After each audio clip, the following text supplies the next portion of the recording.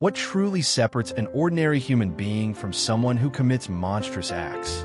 In the quiet, softly lamplit rooms of forensic psychology and criminology, this fundamental question refuses to fade away. It returns again and again in handwritten notes, detailed case files, and thoughtful late-night reflections. What makes a monster? Is monstrosity something innate, hardwired deep into the intricate folds of the brain from birth? Or does it emerge slowly, almost imperceptibly, from years of accumulated isolation, untreated trauma, emotional neglect, systemic oversights, and the gradual, painful erosion of human connection? These questions continue to challenge researchers, clinicians, and society at large, demanding honest examination rather than easy answers. They remind us that understanding the roots of violence is not merely academic.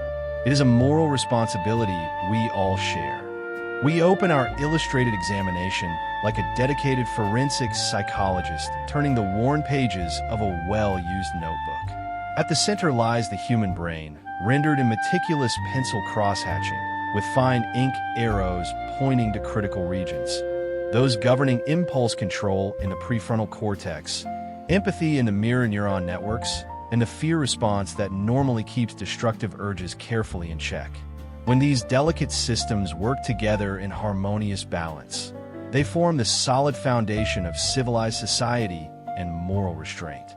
When they become disrupted through a complex interplay of biological, environmental, and social factors, the results can be truly devastating, reshaping not only one life, but entire communities and leaving lasting scars on society as a whole. The consequences ripple outward, affecting families, neighborhoods, and institutions for generations to come. Surrounding us on dusty bookshelves are the foundational texts of the field: The Anatomy of Evil, Without Conscience, The Psychopath Test, and many others. Each volume representing decades of dedicated scholarly effort to understand the shadowy, elusive boundary between normal human variation and dangerous pathology. Statistics drawn from United States records between 1960 and 2000 reveal that while serial homicide remains statistically rare, its recurring patterns offer sobering and important lessons about vulnerability, early warning signs, and the critical importance of timely intervention before patterns become irreversible. Jeffrey Dahmer's story does not begin in sudden violence or dramatic rupture. It begins quietly in the seemingly ordinary landscape of Bath Township, Ohio, in the 1960s. A modest single-story suburban home on a peaceful tree-lined street, where a child's bedroom contained the first subtle yet significant indicators of profound loneliness. From the outside, the Dahmer family home appeared typical and unremarkable of Midwestern life. Inside, however, emotional distance and unspoken tensions had already begun to quietly shape the domestic atmosphere. Lionel and Joyce Dahmer's marriage carried strains that created walls rather than bridges between family members, fostering an environment where emotional needs often went unmet and quiet suffering took root unnoticed. Clinical developmental timelines, those carefully annotated charts used by child psychologists, illustrate how isolation during the most formative early years can quietly reshape a young person's capacity for attachment, emotional regulation, and meaningful social connection. On the school playground, viewed through the chain-link fence of separation, clusters of children played with joyful energy, while one small figure sat alone on a bench, surrounded by vast negative space that spoke volumes about invisible barriers. That early, persistent loneliness would echo as a central and haunting theme throughout the years that followed. Nature versus nurture, or the vast, painful, and often overlooked territory that exists between the two? The question remains inscribed in the margins, a persistent annotation that demands our continued attention and thoughtful reflection. From a child's eye level, the adult world often felt overwhelmingly large and emotionally distant. Young Jeffrey moved through tall staircases and expansive rooms that amplified his sense of smallness and insignificance in the household. At age 6, a surgical procedure and subsequent hospital recovery introduced him to experiences of physical pain, vulnerability, and sterile emotional emptiness in equal measure. His mother's ongoing mental health difficulties manifested visibly in open medicine cabinets filled with prescription bottles and in the slightly fragmented reflections seen in bathroom mirrors. His father, deeply engaged in the precise and intellectual world of chemistry, maintained a profound emotional absence.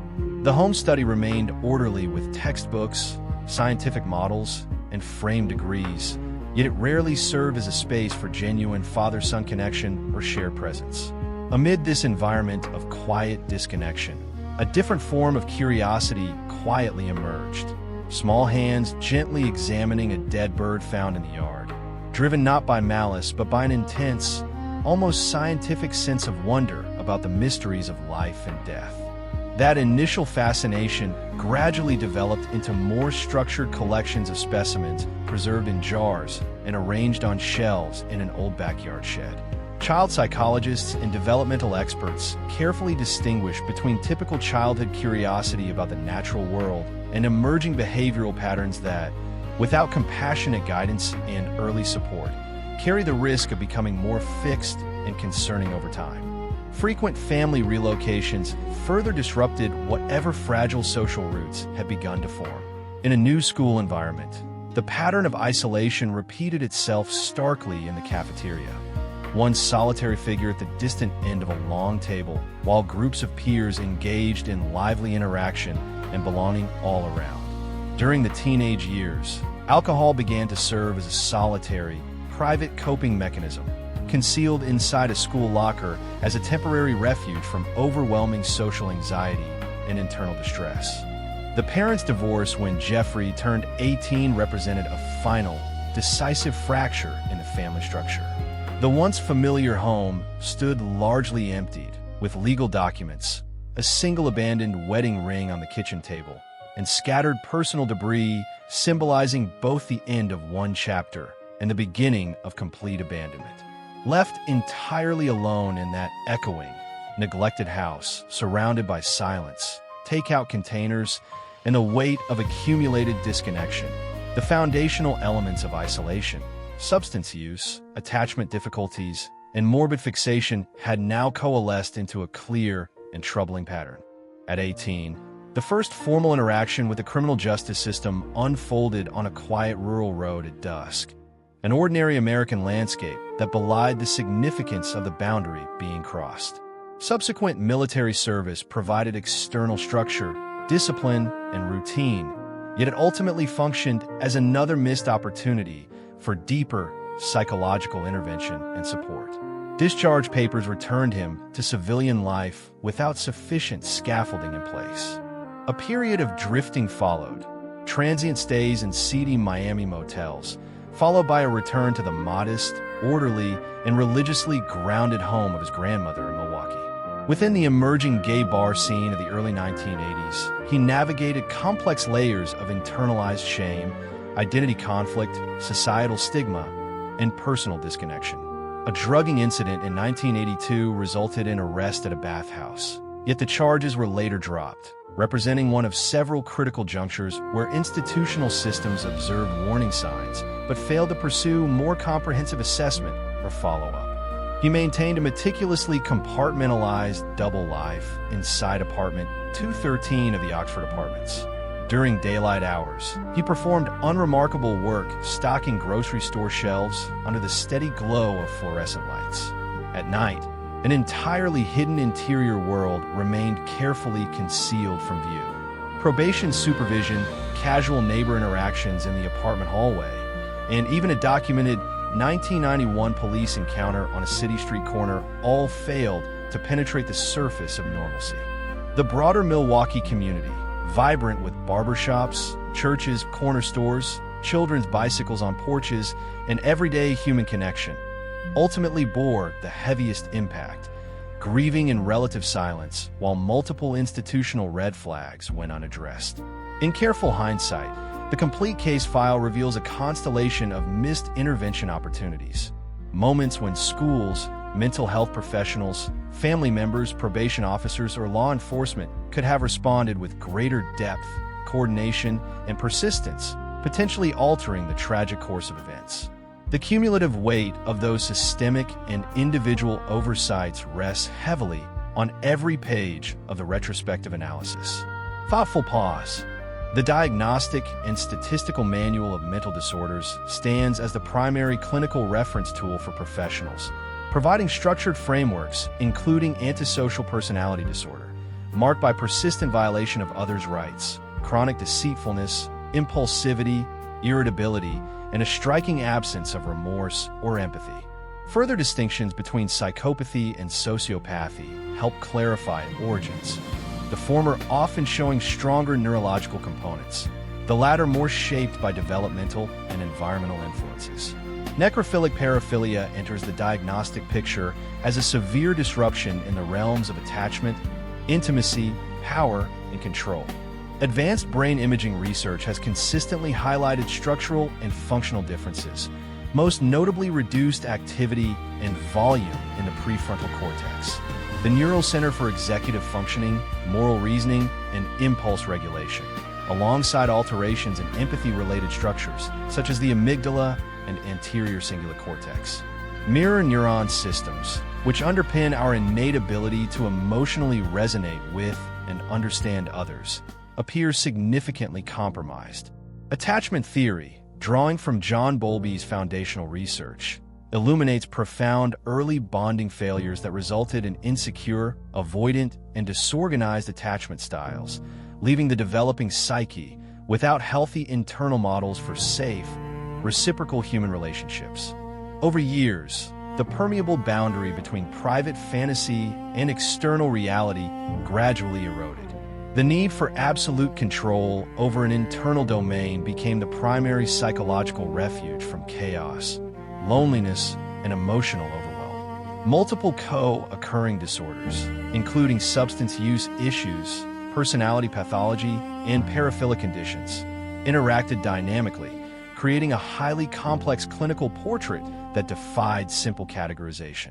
During the legal proceedings, Jeffrey Dahmer was adjudicated as legally sane, meaning the court determined he possessed sufficient capacity to distinguish right from wrong at the time of his actions.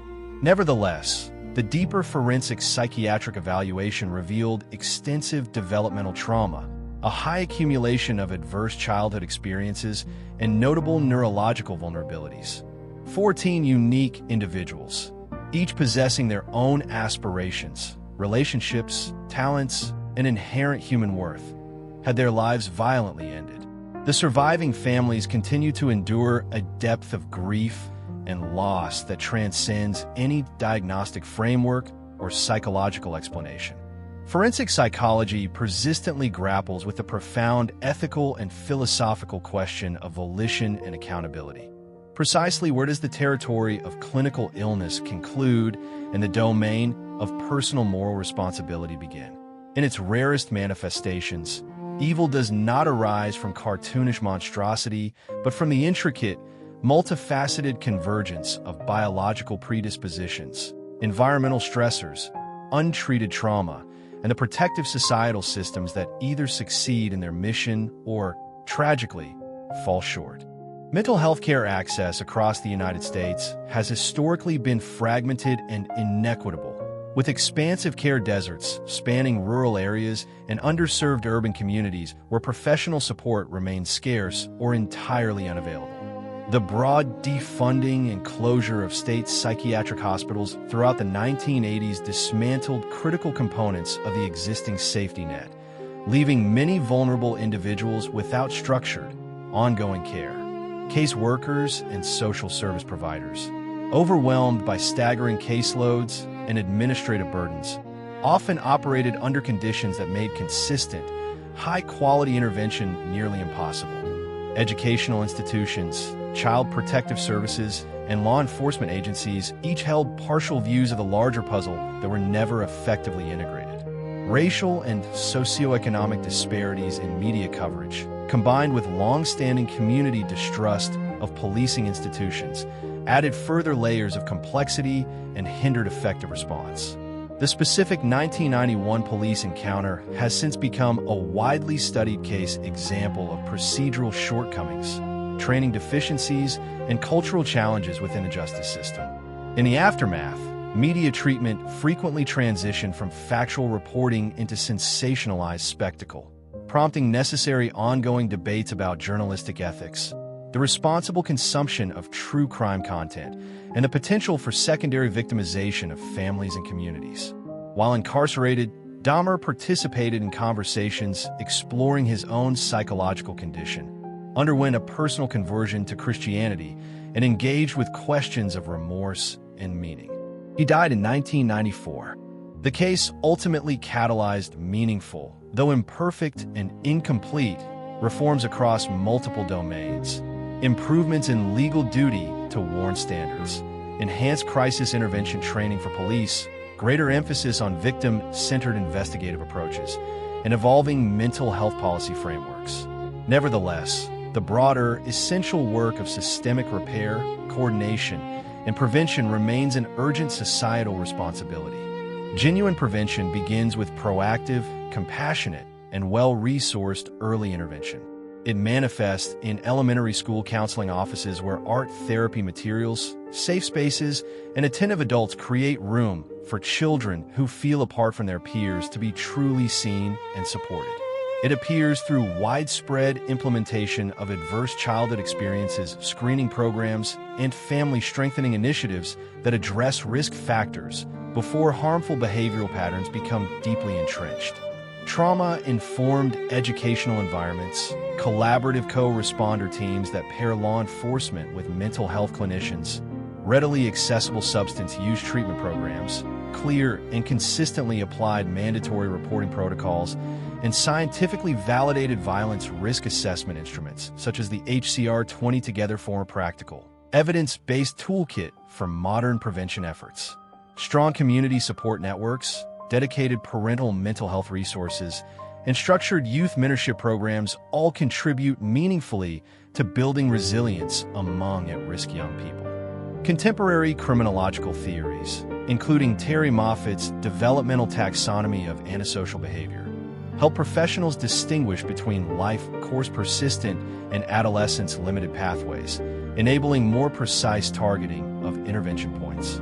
Restorative justice practices and comprehensive victim support services further underscore that true justice encompasses healing, accountability, and community restoration. Statistically speaking, profound evil remains rare.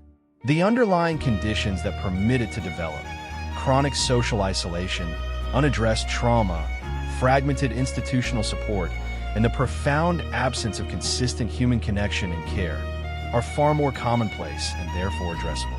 We cannot rewrite the painful chapters of history. We cannot restore the 14 irreplaceable lives that were lost or completely heal the enduring grief carried by their families and loved ones. But we possess both the knowledge and the moral imperative to change the conditions moving forward. We can construct more robust, interconnected systems of early identification, compassionate intervention, community belonging, and societal care. The central absence of everything that fundamentally makes us human, authentic connection, reliable support, and protective structures designed to safeguard the vulnerable, is what ultimately creates space for monstrosity to take root. This work of prevention is not the responsibility of any single institution or profession alone. It belongs to all of us who believe that every child deserves the chance to grow up seen, supported, and safe.